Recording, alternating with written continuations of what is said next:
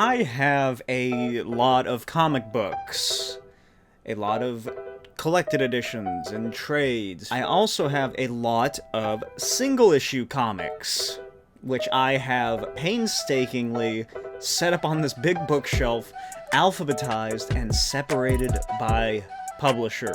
From the bottom up, it is DC, then Marvel, and then sort of independent stuff. And I also have some various collected and trades and whatnot at the top, and a couple of manga books here and there, but those aren't important right now. That's not what I'm talking about. What I am talking about are all of the single issues that I have sitting right here next to me. Books that I probably won't cover very often, if ever, on my channel.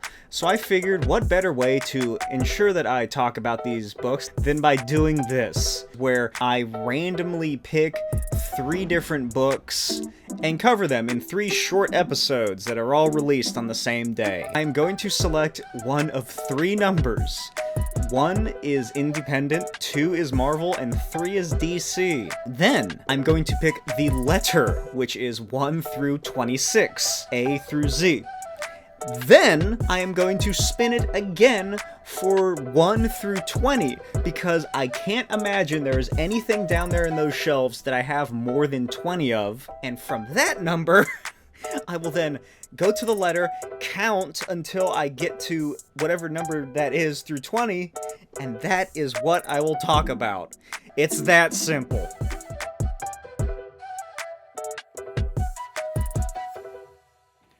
Alright.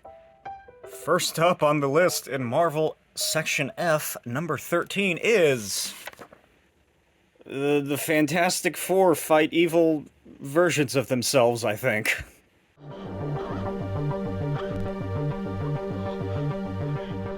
Next up on our fantastic list, DC Section S, number 18, which is something I've already done, so we're gonna have to spin the wheel again. Okay, we got DC again, G, number 1, which is right at the beginning of the numerical, fucking alphabetical, whatever. It is Girls Love, number 177.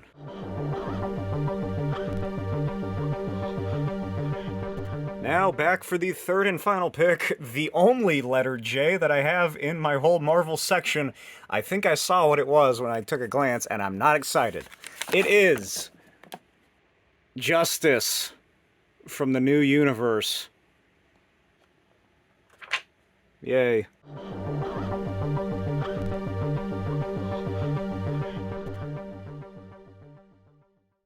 Romance comics. They were all the rage alongside westerns, sci-fi, crime, other genres. Any genre that wasn't superheroes were really big after World War II. Until, early 60s or so, with The Flash started coming back. That was the main one that really brought about the Silver Age of comics. But romance comics were really big. Jack Kirby and Joe Simon created one of the most popular, well-known ones called Young Romance. I really enjoy romance comics. I buy them whenever I can if they're a well enough price. A lot of the times they are ridiculously expensive for some reason. I don't know why. But this one is from the later years. This is the This is the early 70s is when this was coming out. So, it was still in vogue at that time. I don't know how well this series really did. Popular enough to have some possible letters that may or may not be from real people in the back and constant readership, but eventually romance comics did die. But let's go back to a time when they were alive. Released in 1973, written by Robert Kanigher, Jack Olick, art by J. Scott Pike, Vince Colletta, Art Saf, Jack Abel, and Don Heck. This is Girls' Love Stories, issue 177. The book begins with Last Love. Lisa and her beau, Craig, kiss passionately as she worries about the awful truth ahead of them. It's very ominous. Craig says that the longer they wait, the harder it's going to be, and Lisa worries that they've betrayed Marge. Lisa and Craig go inside and find Marge. Craig says that they have something important to tell her, and Marge is like, well, it's about damn time you tell me. She says that she's not blind, and then wishes them the best, and then leaves to some other part of the home, I guess. Craig says he didn't expect it to go that smoothly when they told her about them. Lisa asks Craig if he really does love her and is actually done with Marge. Then they start kissing until they hear a moaning coming from Marge's room. No, it's not what you think. It's just one of her dizzy spells. Craig runs over to help her up and says that she really needs to go to a doctor about this, and Marge is like, "Oh, sweet Craig, still talking like my fiance." They were engaged! Oh my god, that is so much worse than if they were just dating and they broke up for, like, Lisa and Craig got together and he broke up with Marge. They were engaged! They were gonna get married! And Lisa's there wondering if they betrayed her? No shit, you did! Also, spoiler alert, Marge is Lisa's sister! They help Marge into bed and go back out to the living room and then lounge around. Lisa says it sounded like Craig still has feelings for her sister, and he says that she's making something out of nothing and that he loves her. Then they start macking. Over the next several months, I'd imagine, Craig and Lisa prepare for their wedding. Gary, their best man, gets fitted for his suit, and Marge is there for some reason, I guess because she's Lisa's sister. And the maid of honor! Gary comes over and starts flirting with Marge, but she says that she's not feeling well. She says that after the wedding, she needs to take a vacation. Yeah, it's called a honeymoon, and I'm sure you had it all planned out and a lot of thought put into it before your fiance left you for your younger sister. Lisa, Craig, and Gary talk about Marge and all the medication she's been on. And later, the day before the wedding, Lisa is called in by Marge's doctor, who informs her that Marge only has a few months left to live. Lisa heads to Marge's that dark, rainy night and wonders how she can make her sister's final days happier. At the wedding, Marge helps her little sister get ready, and Lisa then asks for her to leave and send Gary into the room. She wants to talk or something. Gary comes in and asks what's up, and then Lisa just starts kissing him. Marge comes in and asks how she could ever do that to Craig, and Lisa calls her some stupid square bitch. Then Craig comes in and says that he overheard everything. Craig says that he fell in love with the wrong sister and asks Marge to forgive him. Then Lisa just leaves, knowing the truth about how she really saved her sister, because now Craig will obviously marry Marge and make her happy in what little time she has left. And I guess she can get with Craig after her sister's dead. Also, did she not tell anybody else about Lisa's ailment and how she's gonna die in a couple months? Nobody seems to know that except for Lisa. The end. Story 2. Make love to me. Janet and Brian make out in some bushes, and Brian asks why they don't get married already. Then Janet leaves to find love somewhere else. Someone who will, quote, make love to me, like the title. I guess Brian is one of those saving themselves for marriage weirdos? I don't know. So Janet goes to Rome, where she meets an artist named Carlo Minelli. She buys an Italian painting from this Italian man, and he asks her out on an Italian date. They hit it off and go out to dinner and dancing. Carlo realizes he spent all of his money on the check that he was supposed to use for rent.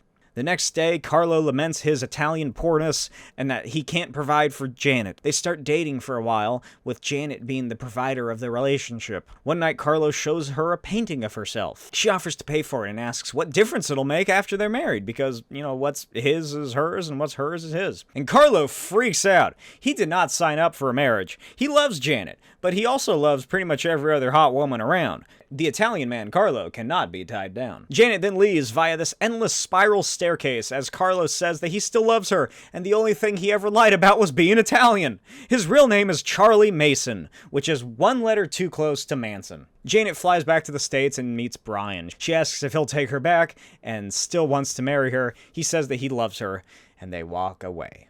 The end. Our third and final story is called He's Mine. Miriam and Neil make out on the couch when Miriam's hot redhead roommate Vicky comes home. Later that night, Miriam talks about Neil to Vicky, and Vicky asks about Ray. Who is Ray? Ray is the man that Miriam is currently dating. Miriam walks with Ray and his little dog in the park and tells him that she's met somebody else.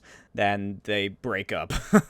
Ray takes the breakup very well and leaves with his little dog. Sometime later, Vicky, Miriam, and Neil are at a party thrown by Neil. Vicky prepares to leave as she has a headache, but Miriam volunteers Neil to drive her home because he needs to take care of his guests? Gee, wonder where this is going. Later, after everyone has left, Neil still hasn't come back for Miriam. Miriam calls her apartment, but no one answers. So, I guess she takes a cab home, and she goes upstairs and finds Neil with Vicky on the sofa. Miriam races outside, tears running down her face, and finds Ray walking his dog. She explains what happened, and sometime later, Miriam and Ray are dating again. Vicky and Neil get married, and one night Ray says that he knows she doesn't love him as much as he loves her, but they can have a good life together. 6 months later, they tie the knot. After that, Miriam gets a call from Vicky, who invites her out to lunch. Vicky says that Neil buys her everything she wants and she has free reign to do whatever. But she's miserable because he's never home and she never knows where he's at or who he's with. Vicky apologizes for what she did and says that maybe it would have been different if Miriam had ended up with Neil. Miriam doubts this,